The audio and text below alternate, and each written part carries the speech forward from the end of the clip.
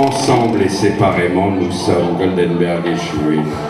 Et nous allons falsifier ce soir, comme je vous l'ai promis, votre réalité. Suivez-nous. Car c'est souvent en croisant Goldenberg et Schmuel qu'on réalise qu'on est Goldenberg et Schmuel. Pensez-y, pensez-y. On réalise qu'on est Goldenberg et Schmuel. Ton banquier, ton tailleur, ton boucher sont Goldenberg et Schmuel. Nous sommes tous Goldenberg et Schmuel. Qui vous êtes? Goldenberg et Schmuel. Goldenberg et Schmuel.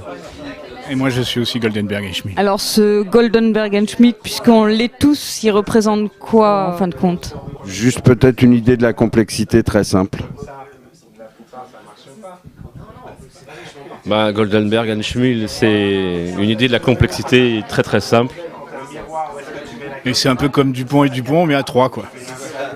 C'est surtout accepter qu'on n'est pas toujours aussi blanc qu'on pense, ou aussi noir qu'on pense, ou aussi vert qu'on pense, ou aussi rouge qu'on pense, mais voilà. C'est autant un conte philosophique qu'un big band musical. Et il y a beaucoup de monde dans le big band, c'est un big band du monde à 3. Nous sommes tous Goldenberg.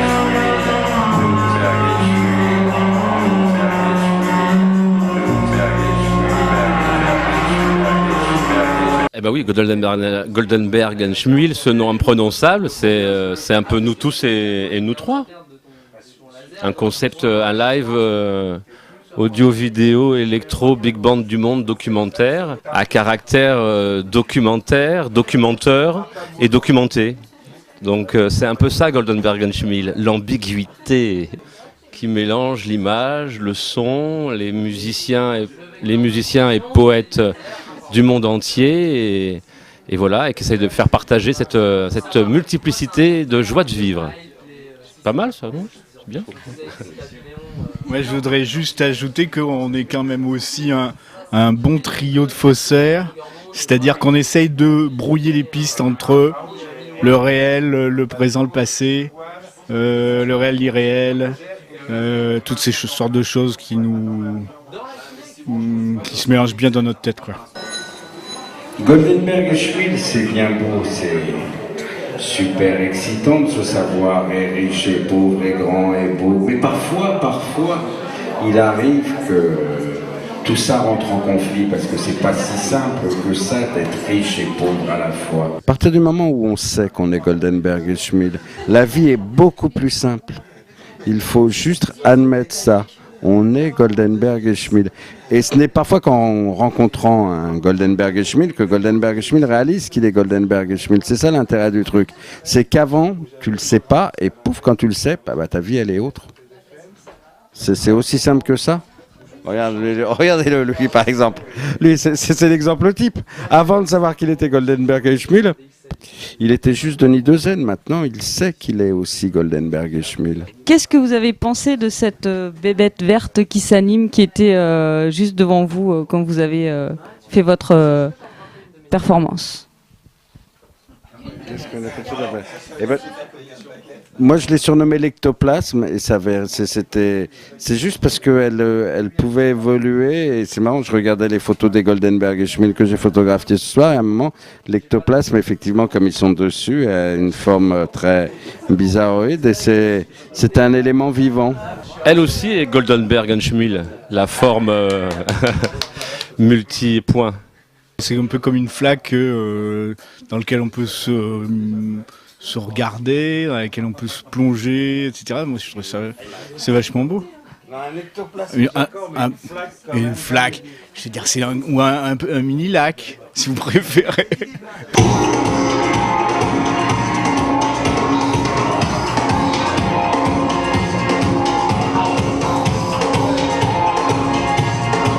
Floating point, c'est des points qui en gros sont une physique, une mathématique très simple pour faire des oiseaux ou des poissons. C'est-à-dire que les points se repoussent Ils s'attirent parce qu'ils aiment bien être au chaud, ils se protègent des prédateurs et éventuellement ils volent dans la même direction. C'est ce que font les oiseaux. Mais ce qui est étonnant, c'est qu'avec 3 règles très simples comme ça, on obtient des comportements très complexes, très biologiques qu'on voit dans la nature quand on regarde les champs et qu'on voit un banc d'oiseaux.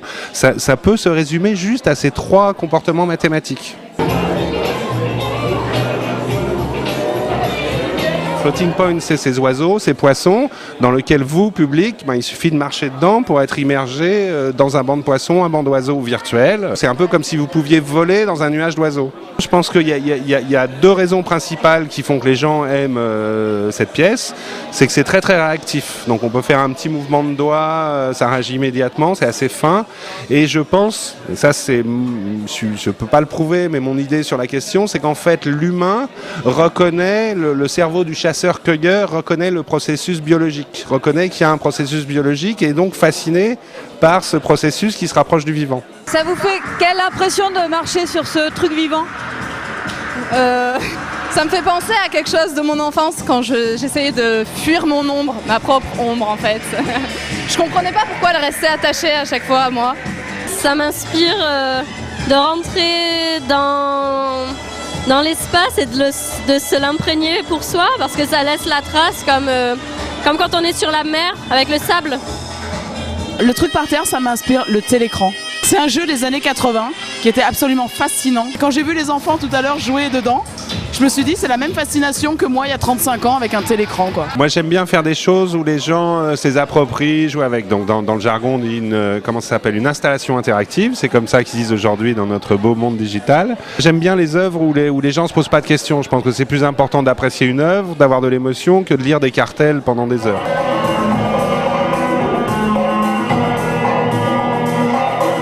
Est-ce que vous êtes rêveur pour inventer tous ces mondes numériques mouvants ? C'est une bonne question, ça. Oui et non, mais en fait, je dirais que l'informatique est un peu mon rêve. C'est-à-dire que moi, j'aurais rêvé d'être musicien, mais j'arrive pas à jouer de la musique. Mais comme j'écris des programmes, je peux les modifier, les rectifier. Donc je dirais que la machine, le programme pallie à mes manquements, à mes inégulations, à mes dyslexies, à mes incapacités. Donc c'est un rêve. Le fait que le festival fasse des passerelles et invite des artistes comme vous dans un festival de court-métrage, qu'est-ce que ça vous inspire ? Il y a un vrai débat qui rejoint plus le jeu vidéo, parce que souvent le cinéma c'est plus raconter des histoires, enfin cinéma expérimental machin, mais c'est un média très très linéaire, pas du tout interactif. Et il y a une vraie contradiction entre raconter des histoires et quelque chose d'interactif. Moi je préfère un bon documentaire sur un sujet qu'un CD-ROM ou un site. Je préfère m'asseoir avec quelqu'un qui a réfléchi, qui me présente le contenu. Donc il y a une vraie interrogation entre les histoires de narration et d'interactivité. Donc c'est normal que dans un festival de cinéma, surtout un festival de films courts qui présente des formats très différents, la question se pose et les rapprochements se font. Les fourmis sont Goldenberg et Schmuil. Le monde l'univers n'est peuplé que de Goldenberg et Schmuil. Le monde l'univers n'est peuplé que de Goldenberg et Schmuil.